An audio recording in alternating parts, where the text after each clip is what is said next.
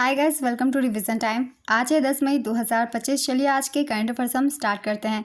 अगर आप सभी को ये वीडियो हेल्पफुल लगे तो वीडियो को लाइक ज़रूर कर दीजिएगा और इस तरीके की कम टाइम की करंट अफेयर्स की वीडियो के लिए चैनल को भी ज़रूर सब्सक्राइब कर लीजिए।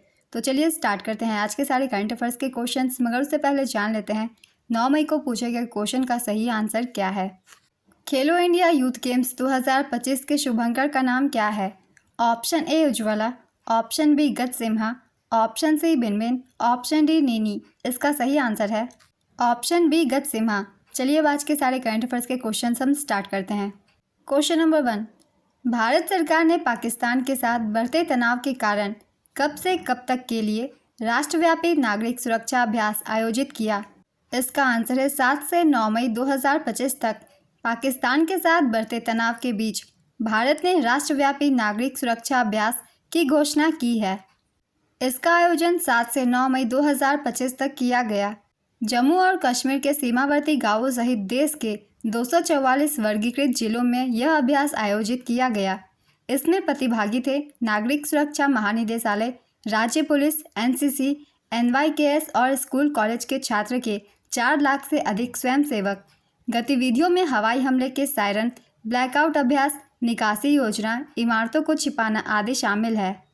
इसका उद्देश्य निष्क्रिय रक्षा और नागरिक तैयारी को बढ़ाना है। नेक्स्ट क्वेश्चन, केंद्र सरकार ने दुर्घटना पीड़ितों के लिए कितने रुपए के मुफ्त उपचार योजना को अधिसूचित किया?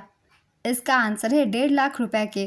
केंद्र ने दुर्घटना पीड़ितों के लिए 1.5 लाख रुपए मुफ्त उपचार योजना अधिसूचित किया है। 5 मई 2025 से यह योजना प्रभावी हो चुकी है। इस योजना का उद्देश्य पूरे भारत में दुर्घटना पीड़ितों को 1.5 लाख तक तत्काल कैशलेस चिकित्सा उपचार प्रदान करना है, जो किसी घटना के बाद पहले 7 दिनों को कवर करता है। भारत में हर साल सड़क दुर्घटनाओं में 1.5 लाख से अधिक मौतें होती हैं। नेक्स्ट क्वेश्चन, पुलित्जर पुरस्कार 2025 में न्यूयॉर्क टाइम्स ने कुल कितने पुरस्कार जीते? इसका आंसर है 4। पुलित्जर पुरस्कार 2025 में न्यूयॉर्क टाइम्स ने कुल 4 पुरस्कार जीते। पुलित्जर पुरस्कार 2025 के अन्य विजेताओं के नाम हैं सार्वजनिक सेवा में कविता सुराना, लीजी प्रेसर, क्रेसेंड्रा जरामिलो और स्टेसी क्रैनिड्स को दिया गया। ब्रेकिंग न्यूज़ रिपोर्टिंग के लिए द वाशिंगटन पोस्ट स्टाफ को दिया गया। खोजी रिपोर्टिंग में राइटर्स स्टाफ फेंटेनल एक्सप्रेस को दिया गया। व्याख्यात्मक रिपोर्टिंग के लिए आजम अहमद, क्रिस्टीना गोल्डबाम और मैथ्यू एंकिंस को दिया गया। राष्ट्रीय reporting the wall street journal staff के लिए एलन मस्क जांच को दिया गया। अंतर्राष्ट्रीय रिपोर्टिंग डेक्लान वॉल्स और एनवाईटी स्टाफ को दिया गया। संपादकीय लेखन के लिए राज मांकर और उनकी टीम को दिया गया। ब्रेकिंग न्यूज़ फोटोग्राफी के लिए डग मिल्स, ट्रंप की हत्या का प्रयास के लिए दिया गया। फीचर फोटोग्राफी माइसे समन, सीरिया जेल को दिया गया। पुलित्जर पुरस्कार पत्रकारिता और कला के क्षेत्र में सबसे प्रतिष्ठित पुरस्कारों में से एक है। इसकी शुरुआत 1917 में हुई थी। इसे प्रदान किया जाता है कोलंबिया विश्वविद्यालय के द्वारा। नेक्स्ट क्वेश्चन, हाल ही में विश्व एथलेटिक्स दिवस कब मनाया गया? इसका आंसर है 7 मई। 7 मई को विश्व स्तर पर फिटनेस के महत्व के बारे में युवाओं में जागरूकता फैलाने और एथलेटिक्स में उनकी भागीदारी को बढ़ावा देने के लिए मनाया जाता है। इसका उद्देश्य एथलेटिक्स में युवाओं की भागीदारी को बढ़ाना है। आईएएफ के द्वारा इसकी घोषणा की गई थी। आईएएफ का पूरा नाम है international amateur athletics federation. Next question, हाल ही में जारी मानव विकास सूचकांक 2025 में भारत किस स्थान पर है? इसका आंसर है 130वें स्थान पर। यूएनडीपी मानव विकास सूचकांक 2025 में भारत 130वें स्थान पर रहा। इस सूचकांक में कुल 193 देशों को शामिल किया गया है। इस सूचकांक में पहले स्थान पे आइसलैंड है। आइसलैंड का स्कोर है 0.972। दूसरे स्थान पे नॉर्वे है। नॉर्वे का स्कोर है 0.970। तीसरे स्थान पे स्विट्ज़रलैंड है। स्विट्ज़रलैंड का स्कोर है 0.970। इस सूची में भारत का स्थान 130वां है और भारत का स्कोर है 0.874। इस रिपोर्ट की जारी करता है यूएनडीपी। इसका पूरा नाम है यूनाइटेड नेशंस डेवलपमेंट प्रोग्राम। मानव विकास रिपोर्ट की थीम है a case of choice, people and prospects in the age of AI. Next question, मई 2025 में किस देश के वित्त मंत्री सलीम सालेह बिन ब्रिक को वहां का प्रधानमंत्री नियुक्त किया गया? इसका आंसर है यमन। यमन ने वित्त मंत्री सलीम सालेह बिन ब्रिक को नया प्रधानमंत्री नियुक्त किया है। यह निर्णय अहमद अवद बिन मुबारक के अचानक इस्तीफे के बाद लिया गया है।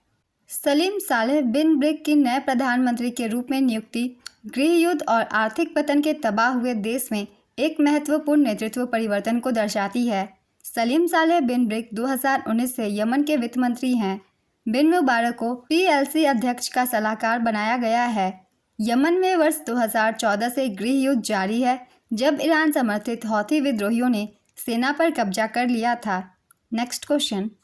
यमन की राजधानी है सना, यहाँ की मुद्रा है यमनी रियाल, प्रधानमंत्री है सलीम सालेह बिन ब्रिक, महाद्वीप है एशिया। Next question. मई 2025 में राष्ट्रीय फिल्म विकास निगम के प्रबंध निदेशक के रूप में किसे नियुक्त किया गया? इसका आंसर है प्रकाश मखदूम को। प्रकाश मखदूम ने राष्ट्रीय फिल्म विकास निगम के प्रबंध निदेशक का पदभार ग्रहण किया। इस नियुक्ति से पहले प्रकाश मखदूम ने गुजरात के अहमदाबाद में प्रेस सूचना ब्यूरो और केंद्रीय संचार ब्यूरो के अतिरिक्त महानिदेशक के रूप में कार्य किया। राष्ट्रीय फिल्म विकास निगम की स्थापना भारत सरकार द्वारा 1975 में केंद्रीय सूचना एवं प्रसारण मंत्रालय के तहत की गई थी। एनएफडीसी का मुख्यालय मुंबई, महाराष्ट्र में है। Next question. हाल ही में सुदीरमन कप फाइनल 2025 किस देश ने जीता? इसका आंसर है चीन। चीन ने सुदीरमन कप 2025 का खिताब जीता। चीन ने अब तक 19 में से 14 संस्करण जीतकर अपनी निरंतर उत्कृष्टता का प्रदर्शन किया है। उपविजेता रही दक्षिण कोरिया। एन से यंग ने अपना शानदार प्रदर्शन जारी रखते हुए फाइनल में अपने मैच जीता। अन्य विजेता हैं मिश्रित युगल में फेंग यांचे और हुआंग डोंगपिंग, ये चीन से हैं। महिला एकल में एन से यंग, ये दक्षिण कोरिया से हैं। पुरुष एकल में सी यू की चीन से हैं। महिला युगल लिू शेंगसू और टैन निंग, ये चीन से हैं। भारतीय टीम क्वार्टर फाइनल के लिए क्वालिफाई करने में विफल रही और प्रतियोगिता में भाग लेने वाली 16 टीमों में 9वें स्थान पर रही। सुदीरमन कप 2025 का आयोजन 27 अप्रैल से 4 मई 2025 तक जियामेन, चीन में किया गया था। सुदीरमन कप विश्व मिश्रित टीम बैडमिंटन चैंपियनशिप है। केवल 3 टीमों ने सुदीरमन कप जीता है। चीन ने 14 बार, इंडोनेशिया ने 1 बार और दक्षिण कोरिया ने 4 बार। Next question. किस राज्य सरकार ने 5 मई को व्यापारी दिवस घोषित किया है? इसका आंसर है तमिलनाडु। तमिलनाडु के मुख्यमंत्री एम.के. स्टालिन ने घोषणा की है कि 5 मई को व्यापारी दिवस के रूप में घोषित किया जाएगा, जिससे व्यापारिक समुदाय को सम्मान मिलेगा। Next question. भारत ने किस बांध से चिनाब नदी का पानी बंद कर दिया है? इसका आंसर है बगलिहार बांध। भारत ने पाकिस्तान को चिनाब नदी पर बगलिहार बांध से बहने वाले पानी को तेजी से घटा दिया है। भारत जल्द ही झेलम नदी पर किशनगंगा परियोजना से भी पानी की आपूर्ति रोकने की तैयारी कर रहा है। भारत ने यह कदम 22 अप्रैल 2025 को कश्मीर के पहलगाम में हुए घातक आतंकी हमले के बाद उठाया है। भारत ने सिंधु जल संधि को भी निलंबित कर दिया है। Next question. हाल ही में रमान उत्सव किस राज्य में घोषित किया गया? इसका आंसर है उत्तराखंड। यूनेस्को द्वारा मान्यता प्राप्त रमान उत्सव का उत्तराखंड में आयोजन किया जा रहा है। यह उत्तराखंड राज्य के गढ़वाल क्षेत्र का एक लोक धार्मिक, सांस्कृतिक व अनुष्ठानिक उत्सव है। इसका आयोजन प्रतिवर्ष बैसाख महीने में किया जाता है। इस उत्सव को यूनेस्को द्वारा वर्ष 2009 में मानवता की अमूर्त सांस्कृतिक विरासत के रूप में मान्यता प्रदान की गई थी। इस उत्सव में पारंपरिक ढोल दमाऊ, हुदका व रणसिंघा जैसे वाद्य यंत्रों का प्रयोग किया जाता है। उत्सव के दौरान भगवान भैरव की पूजा की जाती है। Next question. मई 2025 में भारत और किस देश के बीच संयुक्त मानवीय सहायता और आपदा राहत अभ्यास का आयोजन किया गया? इसका आंसर है मालदीव। भारत और मालदीव के बीच संयुक्त मानवीय सहायता और आपदा राहत अभ्यास का आयोजन किया गया। इसका आयोजन मालदीव में किया गया। 4 से 10 मई 2025 तक भारत का INS शारदा 4 मई 2025 को इस अभ्यास में भाग लेने के लिए मालदीव पहुंचा। भारत 1965 में मालदीव को मान्यता देने वाले पहले देशों में से एक था। भारत और मालदीव के बीच आयोजित सैन्य अभ्यास का नाम है एकथा और एक्स एक्वेरिन। मालदीव की राजधानी है माले। राष्ट्रपति हैं इब्राहिम मोहम्मद सोलिह। मुद्रा है यहाँ की मालदीवियन रुपया। Next question. किस राज्य सरकार ने विदेशी विश्वविद्यालयों वाले भारत के पहले एडू सिटी के विकास की घोषणा की? इसका आंसर है महाराष्ट्र। महाराष्ट्र सरकार ने नवी मुंबई में विदेशी विश्वविद्यालयों वाले भारत के पहले एडू सिटी के विकास की घोषणा की। इसका उद्देश्य नवी मुंबई को अंतर्राष्ट्रीय शिक्षा और अनुसंधान के केंद्र के रूप में स्थापित करना है।